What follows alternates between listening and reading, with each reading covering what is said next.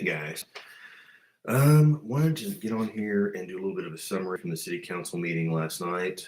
It was at City Hall at 6 p.m. I posted the agenda and links to financials a day or two ago, but we'll kind of jump into it. As we went through city council agenda items first, approval of the consent agenda, as you guys know, has all the meeting minutes and everything from the prior month's meetings in December. Looked at all that stuff. Approval of purchase orders to the tune of $627,000. There were no board appointments at this meeting. We approved the December 2025 financial statement, and I wanted to go over that a little bit briefly. And so we're about 6 months into the fiscal year, which goes from July 1st through June 31st of the next year. And so we're about 6 months in. And so if you look at like overall financial position of the city, annual budgeted revenues, 9.4 million. Budgeted year-to-date actual, we're at about 4.8 million. So it's about 51.25% of the budget. So we're about where we need to be. We talked about how we'd had some months that were a little bit, revenues were better, we're in the positive, and we had some months that were slightly below in the negatives. So we're doing this bounce back and forth, but we're sitting at 51.25%. So I don't think it's necessarily a bad place to be for 6 months into the year. And so overall total budget expenditures at 9.5 million. And so our actual expenditures were at about 50.83% of that. So we're sort of doing the thing, right? We're not in a huge positive surplus, and we're not in a huge negative net. So to kind of go through here, looking through the revenue highlights for the year to date, we've had some, probably in December alone, about $46,000 shortfall. But when you take into account Christmas bonuses for the city staff, there was a debt service that's usually monthly that based on timing. There was 2 payments made in December, and some other things, and then some grants that we had to pay on in POs that will be refunded back to us after the payment. And when you take all that into consideration, we actually came out pretty clean. So overall total revenues for the month of December was at $718,000. Pretty healthy with use tax to a tune of about 74K. A lot of that's Amazon stuff at Christmas, as far as that goes. Sales tax was fairly strong at its normative levels, near 650,000. Total expenditure 764,000. So that was a $46,000 loss for the month. Looking through the different departments, the highest departmental expense was in police. Second highest was in transfers. Admin was at 85K. Fire at 70. Rec department at 65, golf at 31K, aquatic at 30. Looking through here, not a whole lot else necessarily to say on that necessarily. So, but those were approved. There were some budget adjustments that had sort of happened, and some of that was because we're purchasing a new trash truck. And so there's going to be a monthly payment in regards to that. So it's a 5-year purchase lease. In 5 years, we'll look at that again, because we'll have some equity, apply that equity to the next trash truck, so we can kind of keep things current, limit overall repair expense, and be cheaper than just purchasing something directly outright. So in that way, we have to do a budget adjustment for that, because we did not anticipate that necessarily when building the budget for 2025-26. And then there were some additional things you're going to see, and it's both in PDMA and City Council, or the City of Pauls Valley, where we're having to do adjustments for water revenue, because that's going to be different based on the new utility rates. Additionally, for the loans that are associated with from OWRB, has to be adjusted in. And then we had paid down some debt service in regards to prior water plant loans and some street project loans. So some of those numbers had been paid off a bit, and I wouldn't say paid off fully, but been paid down a bit. And so there were some budget adjustments that had to occur within that. And so that happened collectively between city government, general fund, and PDMA. And so we approved that. One thing that I had sort of talked about, I was asking Joe about this, is that the OWRB money, I think it's going to be approved in about a month or so, the actual closing, if you will, of that $12 million give or take loan for the water plant improvements and water things. And so my concern was we're paying certain things off, we double pay a certain departmental expense, and all this stuff is sort of sitting there. You know, what is that money that comes in where does it get held? And because I want to make sure, that we're sort of managing that money well. And it's put into a separate line item account that it can't be touched. It's held specifically for that loan payment in relation to that. And the water revenue items are supporting that. So again, I was just kind of curious about that. Once I get the terms fully on the close from OWRB and the associated financial institutions, I will share that with you guys, knowing how long, what was the rate. I know we saved about $3.3 million. $12 million loan, say 3.3 by using this OWRB process that we jumped into because of the group aggregate, the shared cost share for certain things that would be associated with any kind of loan. So $3.3 million in savings is pretty huge. And don't like the idea of spending 12, but if we have to spend it, I like the idea of saving the 3.3. Going through and looking at, so we approved the budget adjustments. We approved letter of engagement for Crawford and Associates. And so basically Crawford and Associates does our sort of financial packages. They prepare us for audit. And then in the last several months, they've been taking on certain financial aspects that a city clerk would sort of do for the city, as we've been without a city clerk for a period of time. And we're functioning well within that system. Hiring city clerks or financial people within municipalities is very difficult from a recruitment standpoint, from my understanding and research, based upon the cost, the limited number of people that want to work in those environments. And so from that perspective, we are operating in all the ways we need to financially within City Hall with the use of Crawford and Associates in that way. And so everything seems to be going well. It's actually a cheaper cost than we would have otherwise in our prior arrangements with clerk positions. And so that was approved. There was consideration of placing a stop sign at the intersection of Mason and Melville, and that's going to be done. Basically, the area over by where the Masons building is, kind of over by the hospital, there's an open intersection where 2 or 3 lanes of traffic come together, and there isn't a stop sign there. And so no specific complaints have been filed, but just addressing something needs to be addressed. So that's going to be done. There was a consideration of a tort claim in regards to a large water main leak that we had coming from the city lake back into town. And so OMAG had basically recommended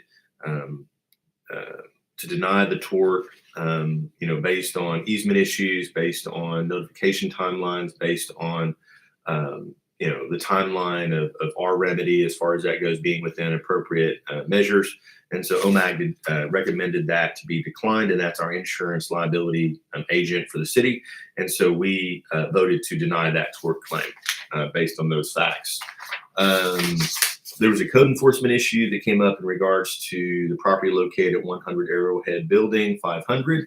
Many of you guys kind of aware of this. It's been, a 25-year process of code enforcement following a fire in 1999. And so to give you a little bit of a quick update, we had sort of given the owners a certain time period to be able to get that structure in the dry, structurally supported. Some work had occurred. The work had been completed after the deadline, and we had given some grace in that regard. However, the siding and the roof situations are not to code specifically based upon code enforcement. And I've discussed this with planning and zoning as well. And so while there's been some work there, it's not specifically in the dry. I had asked the contractor who was at the meeting in regards to that, because that was sort of the understanding. And he had said that it was mostly in the dry. Based upon the timeline that we had given that wasn't met, other issues in relation to code and the current work that's been done. There was an examination of the building done by a group that we were privy to, numerous issues in regards to the actual structure of the building, its ability to support, and a tremendous amount of concerns for safety in that regard. We had a good discussion amongst the council, some discussion from a representative from the homeowner that's based in California. The gentleman came from Phoenix. The contractor was there. The individual that had asked for the grace period in regards to trying to do some things to avoid demolition no longer works for the owner of the building or out at Arrowhead. And so, or Sandpiper Apartments. And so, based upon all of the discussion, the lack of kind of meeting certain deadlines and being to code with the repairs that we had asked for, um, it was deemed to move to demolition. It was a 5-0 vote. There was healthy discussion amongst the council, code enforcement, planning and zoning, Jay, our attorney. And so that property has been moved to the demolition list, I guess, from that perspective. So we'll see where that kind of goes. I don't want to speak too much on that, beyond that, but we'll sort of monitor that progress and process. Consideration of a lift gate for animal control. And this is the awesome thing. So there were grants. There was like 3 grants that came through, one from fire, one from animal control, and one from the PD. And so people always talk about like, what grants are we writing? There's a lot of grant activity, and I would like to publicly sort of thank them for that. I know the council had sort of done that. And I asked Joe about this, the city manager, he's asked his department heads to really be proactive in their departments within their area of expertise in writing grants. And they've certainly done that, had been reasonably successful. I mean, I would say quite a bit successful in that regard. And Joe's writing grants as well. And I know people are always sort of on that, whether it's water plant, wastewater, any of those things. But want to give credit to the department heads and departments that are writing grants and getting them. And these are usually matching funds to some small degree. Some are 100% paid in the grant.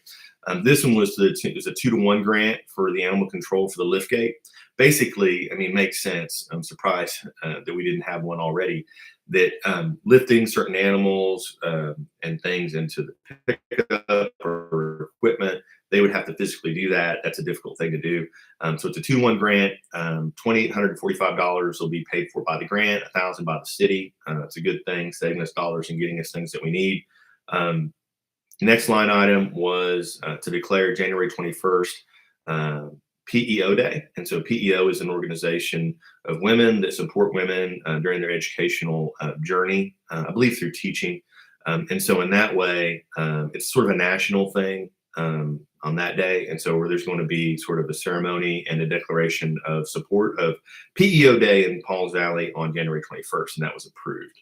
Another grant that we had for consideration was for bunker gear to the tune of $25,830, 80% cost share via a grant from the Oklahoma Department of Ag, thanking them for that. And then 20% will come from the fire department donation account. They have about, I think, $60,000 in there that they fundraise for. And so really, it's not specifically going to cost the city anything. Thank you to the fire chief for writing that grant and obtaining it and getting us kind of back in compliance in that way, in a really cost-effective way, utilizing resources that are out there. And so that was approved. So that's awesome.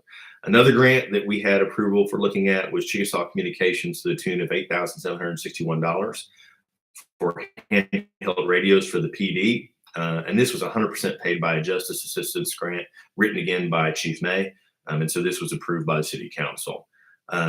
We looked at a consideration of a rezoning change for the property that's between Walmart and the old DeVita building. An individual has purchased that and is looking to do some plating and bring some commercial businesses to the area. And so basically going from A1 takes it from agricultural to C5, which is basically any kind of commercial business or associated entity within that location. And that was and that's to be addressed in the future as recommended by the Planning and Zoning Commission. And so we approved that. And then the next item on the agenda was a request to approve a subdivision of the plat. So basically taking that property between Walmart to DeVita and dividing it up into 6 equal parcels. So what you're looking at is 6 businesses, commercial businesses that could kind of come into the area. And so, I mean, I think that's a fantastic thing, both from a tax base, jobs, traffic off I-35. I mean, it's all the things we've talked about for a while and have wanted. And so in that way, 6 potential businesses coming to town over time to be developed. The first will be 11 bay with an ADA sort of accessible car wash situation. It'll be like an auto sort of situation, but that's what they're looking to put in as one of the 6 platted subdivisions. And then talking about restaurant and other type of retail there. So we'll see what sort of comes of that. But both the rezoning change from A1 to C5 as well as the subdivision request was granted, and it was recommended by planning and zoning as well. So good things coming to the city of Pauls Valley in that way. There was a discussion on approving the renewal fee for See My Legacy. And so there was some discussion both from tourism and how they might use something like that. The idea, and it basically is an online platform for grant fundraising, just general fundraising in general. But a lot of the entities in town specifically hadn't used it. There were no dollars that were specifically garnered in the last year from its use. And there were some organizations that had sort of utilized it. And so based upon the cost outlay and tourism feeling like they could use those dollars a little bit differently for some things, given our financial climate and the fact that we have not actually generated any funds in the last 12 months with the use of See My Legacy, the council decided to decline renewal of that said program. And so that was declined. There was an executive session, came out of executive session to decline a tort claim. Let's see, under city manager comments. Let me get to that note. Too many pages. Okay.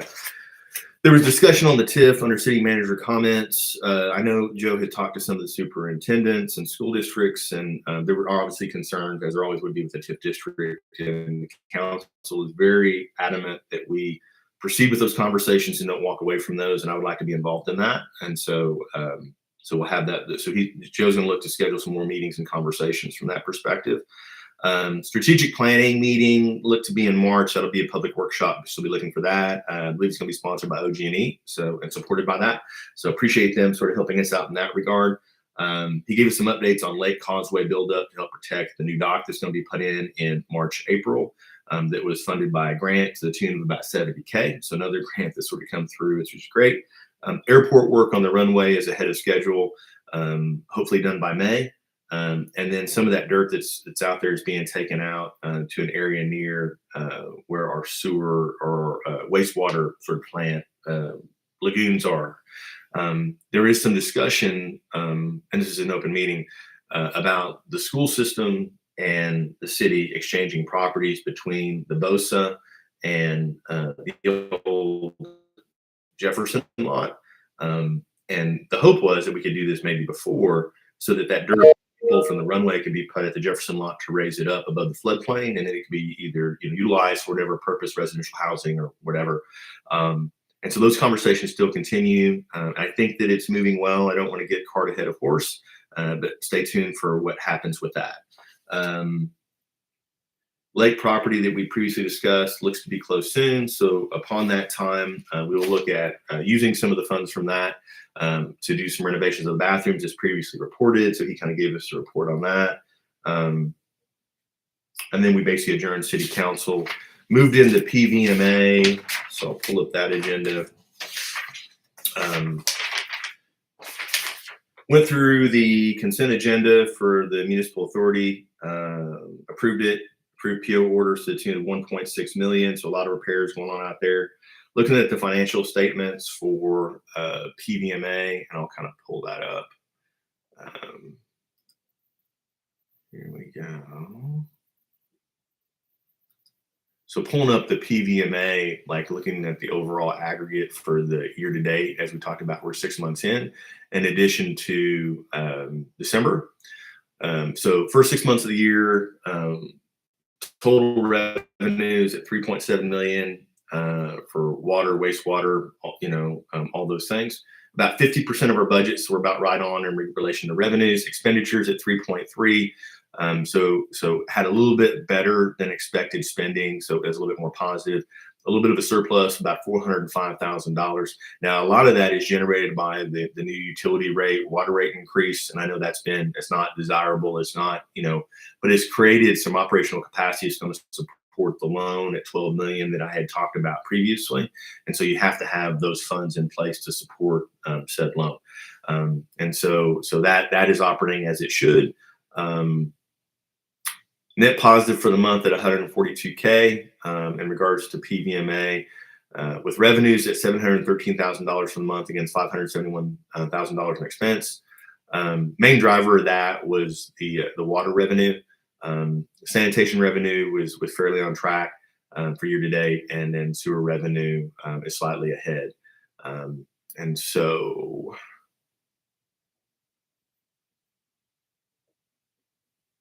looking through if there's anything else worth mentioning. I sort of take notes and analyze the entire thing, and I don't really see anything. I think it's just a matter of we're sitting in a pretty good spot to be able to handle the debt service in relation to the new OWRB loan, from that perspective. So within that, so we had approval of the financial statements. We're already talking about the budget adjustments prior, so that was already approved. There's a little bit of discussion about if anyone wanted to run for OWRB nominations for board of directors or delegate, and there was no interest in that. No new business. Under trust manager comments, basically Joe just kind of give us an update on some of the things going on with PVMA. Amy had asked about the RG3 meter situation, and so we had talked about how we were sort of in mediation, I guess is the best way to say it, in regards to working with RG3 to avoid any potential litigation that could be pending in regards to water meters not working. And RG3 is remediating. I think we're down to about 600 of the meters not working out of 1,400. They're moving them to mechanicals away from the digital. There seems like a lot of issues with the digital, but they'll still be able to be read by a vehicle driving by radio frequency. So there's still some ease of use, but it's just a much more reliable system is the idea. And that's all I really know there, as far as that goes. So there's not a whole lot of other conversation to be had other than the digital meters aren't working to our satisfaction. We're meeting that with RG3 and getting a product that will work for us in that regard. And going from mechanical to something that can be radio frequency read with the vehicle driving by, which will still be very effective, easier on the individual reading those, and kind of going from there. So I'll give you updates as I know things on that. Outside of that, I think that was pretty much everything that was in PVMA. And then so we had closed the municipal authority meeting and moved into the ambulance service district, and basically just to approve the outlay of $131,000 for purchase orders that basically pays for our portion of the ambulance service for like a quarterly period, as far as that goes, going from October 24th through January 8th. And so we're just paying for the ambulance services in town from that regard. That was approved. We closed the ambulance service district meeting, and that was the extent of everything that we sort of did. Sorry for such a long discussion, but there was a lot of stuff on the agenda, 3 versions of meetings between council, PVMA, and ambulance service district. And so feel free to reach out on the council page. I'm going to post up there. Hit me up with any questions you have. And I hope everyone has a really, really great Wednesday. And I'll talk to you soon.